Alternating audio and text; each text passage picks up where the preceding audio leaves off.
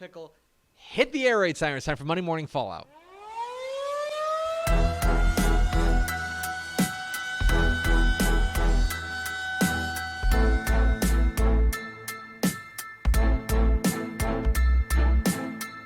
Monday Morning Fallout, of course, when we overreact to the football weekend. Week 5 of the Texas high school football season. Week 4 of the college football season in the books. Lots to overreact to across the state.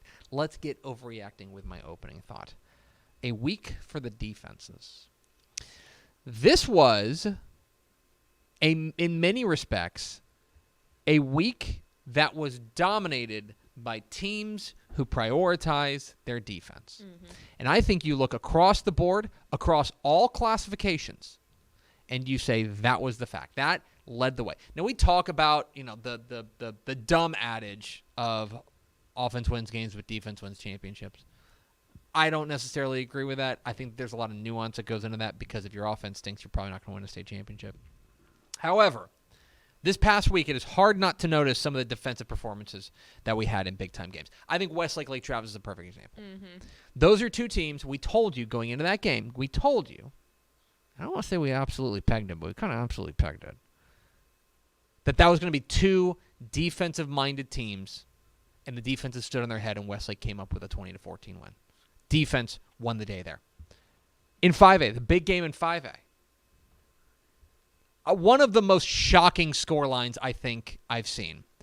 Port Neches Grove 7, Fort Bend Marshall 0. Crazy. My dad sent me a screenshot of our app, and he was like, "What? Is this wrong?" No, yeah. It's right. Scoreless at halftime. P&G gets an Isaiah Nguyen touchdown run, and that's it. Mm-hmm. Playing without your starting quarterback, Shea Adams was out for this game. Playing without him, that is one of the more unbelievable, spectacular defensive performances you will ever see anywhere at any level. Plain and simple. What P&G did on Friday night, shocking and absolutely worthy of the hype. Speaking of 5A, how about PSJA North 30, Edinburgh Vela 0? Yeah. Whew. Folks. They're the truth. Time to start talking about them in big picture terms because that is an explosive, high-powered, well-trained, well-executing Edinburgh Vela offense, and PSJA North just squished them. 30-0 squished them. That is a shocking result. It was a great week for the defenses. Under the radar, I thought Pleasant Grove's win over Paris, 45-0, is worth your attention, worth paying a little bit of attention to. It was a week where the defenses really took center stage. And I think another one, and again, this is not a shutout. Albany 31, Comanche 13. Mm-hmm. Albany's a 2A D2, punching up to 3A and beating what was a state-ranked Comanche team. Now, I know Comanche's without Sawyer Wilkerson. I don't care. Yeah. Holding them to 13 points is incredibly impressive. The defenses were really on point in week 4 of the Texas high school, week 5 of the Texas high school season. Jeez, it's terrible. Game of the week. Pickle, did you see Frisco Lone Star 35, Frisco Wakeland 31? They keep doing it, and we keep talking about them. So this game was over. Mm-hmm. Like, not an opinion. It was over. Frisco Wakeland intercepted a pass up 31-28 with, let's see, 1 minute and 20, about a minute 40 to go. They had the ball. Okay? It was Donovan Woolen picked it off. They get the ball at the 27. All they have to do is run out the clock. Mm-hmm. 2 plays later, Frisco Lone Star forces a fumble. And 6 plays later, with 24 seconds left in the game, Colin Blackstock to Bryson Jones for a game-winning 13-yard touchdown. They keep getting away with it. They can't keep getting away with it. But Frisco Lone Star and Frisco Wakeland. Jeff Rayburn's going to have gray hair by the next time we see him. Man. Game of the week, though. Frisco Lone Star at 35 and Frisco Wakeland 31. Am I overreacting? Does Texas Tech have a road problem? They go on the road and lose to West Virginia. Now, West Virginia is not good. West Virginia is a bottom-tier Big 12 team. Neil Brown's coaching for his job. Absolutely coaching for his job. Now, and there's certainly some things that go on as Tyler Shuck gets injured, suffers another season-ending injury. The dude cannot catch a break. Plain and simple. But this is now a trend for Texas Tech. Mm-hmm. Pickle, Texas Tech under Joey McGuire is 8-2 in Lubbock. Yep. Including wins over Texas last year, including wins over Oklahoma last year, right? Their 2 losses, they lost to Oregon. Yep. Right? And they obviously lost another game last year. I think it was TCU? Yes. I believe so. I think it was TCU. Who went to a national championship. They're 8-2 at home. No notes at Jones Stadium. 1-6 on the road. Yeah, what was the Oklahoma State game last year? I think it was. Didn't they beat them in Stillwater? 1-6 on the road, including losses this year to Wyoming and now West Virginia. Mm-hmm. Texas Tech on the road away from Lubbock is an issue, and we need to be paying attention to it. Dudes Rock. It's the hashtag Dudes Rock Dude of the Week. It's just the Dude of the Week. Hashtag Dudes Rock is where you can send me your dude for Dude of the Week consideration. And if he is known as the Dudes Rock Dude of the Week, we will honor him on this segment where we honor the Dudes Rock Dude of the Week. This week's Dudes Rock Dude of the Week Oh, my God. is a dude who rocked. Wow. Dayton like quarterback it's in the name. Dayton quarterback Denham Foster put up some pretty silly numbers on Friday night. Okay? He went 8 of 14 for 184 yards and 3 touchdowns passing. He also ran the ball 17 times for 201 yards and 5 touchdowns on the ground. So he had 31 touches and 8 touchdowns. Jeez. So fewer than 1 in every 4 touches, he scored a touchdown. Good Denham Lord. Foster, Dayton quarterback, this week's Dudes Rock Dude of the Week. Real fast. Tech got blown out by Baylor at home last year. That's who it was. That's Just they to got go beat back by and Baylor. fact check us real fast. That's right. It's time for Tupper's Play of the Week. We scour the internet, try to find the best play of the week, and this one has to go to our friends with Dub the Coyote. Who is Wichita Falls. not grounded anymore. He's not. They got to win. Shout out Dub. They got to win, and a big reason that they got to win was this unbelievable catch from wide receiver Keandre Fleeks.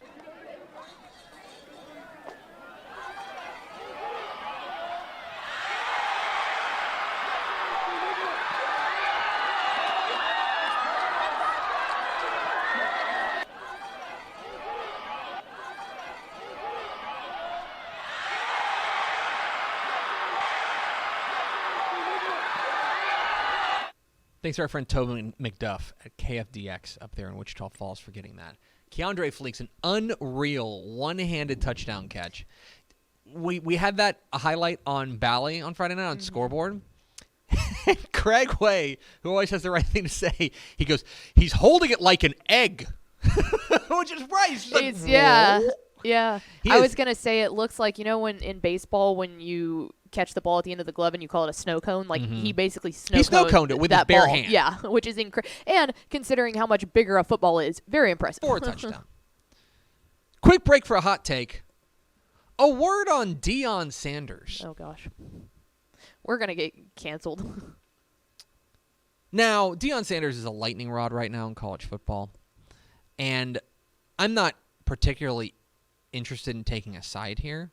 On one hand, I think that a lot of the criticism that comes his way is because people either explicitly or implicitly have a lot of feelings about an outspoken black man in college football. And I think I think you're seeing that a lot in some of the coded language you see. Not interested in talking about that. Not interested in talking about the fact that he does have some legit things that I think are really problematic. We have never really gotten a full accounting for the prime prep scam here in Texas. Remember when he was Texas high school football coach? Yeah, that was a scam. So I'm not interested in talking about that. But Deion Sanders talks about how he wants to do things different, right? He wants to be a different kind of coach in college football. Pickle 20 seconds left in the first quarter against Oregon. It's 13-0 Oregon. The Ducks have blazed out of the gates. Okay? And Colorado, on their second possession, finally has a little traction. They've got the ball to the Oregon 38. Thanks in large part to a couple penalties. They're out to the Oregon 38. They're facing 4th and 8. And Deion Sanders elects to punt. Down 13-0 on the road against a top 10 opponent at the opponent's 38. He decides to punt. Are you familiar with the surrender index? Mm-mm. The surrender index was created by John Boyce, internet celebrity John Boyce, who wanted to find a way to calculate how bad some punts are. Okay? So you put in all the numbers of where they are, game situation, etc. I won't bore you with the details, except to say that if this were and he only does NFL punts.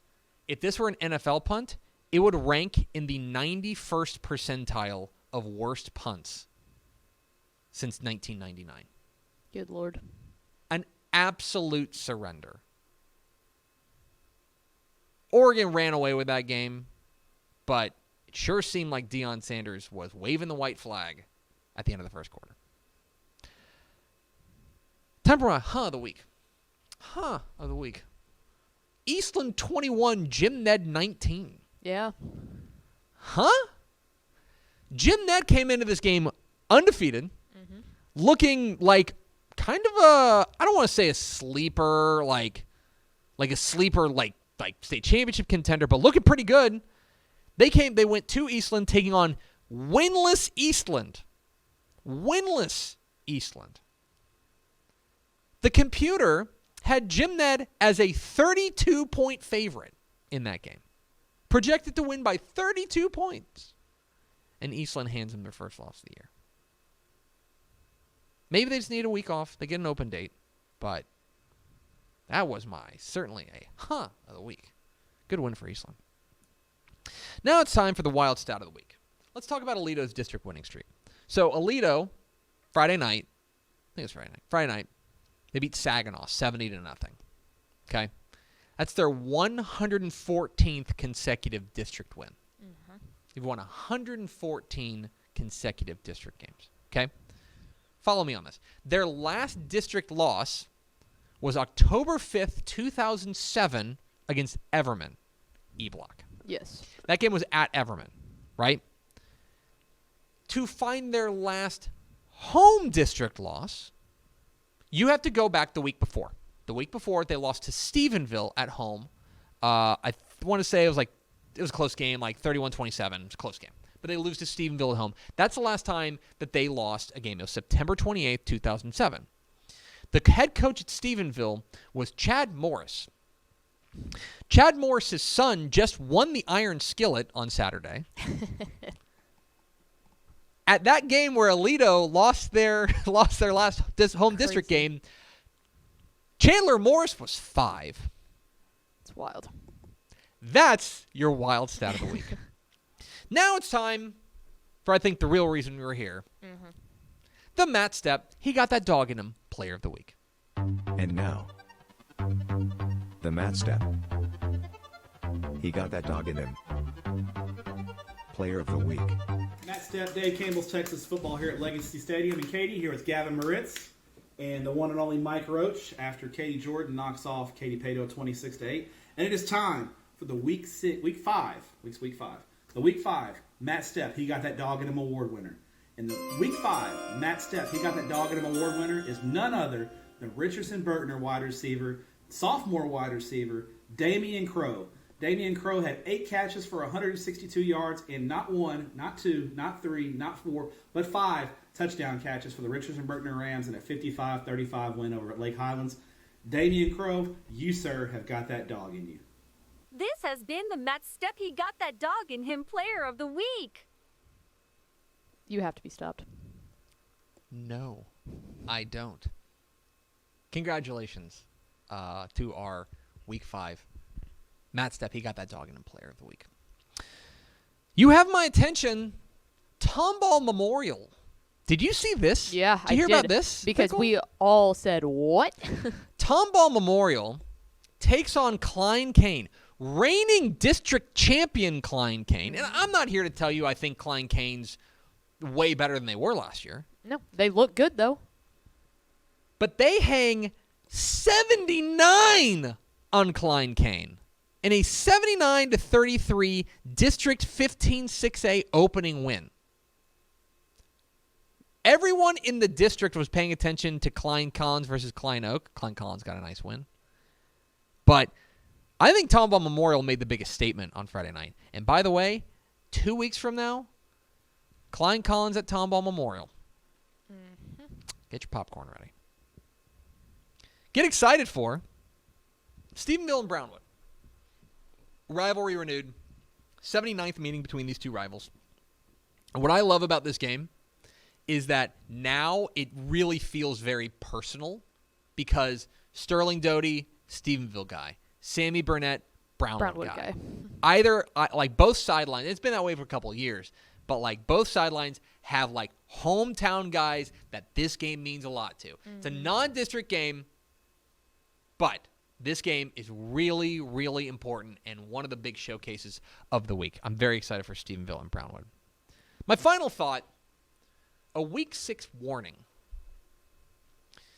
Pickle, if you had a look at the Week 6 schedule, do you have any thoughts on the Week 6 schedule? There is football being played.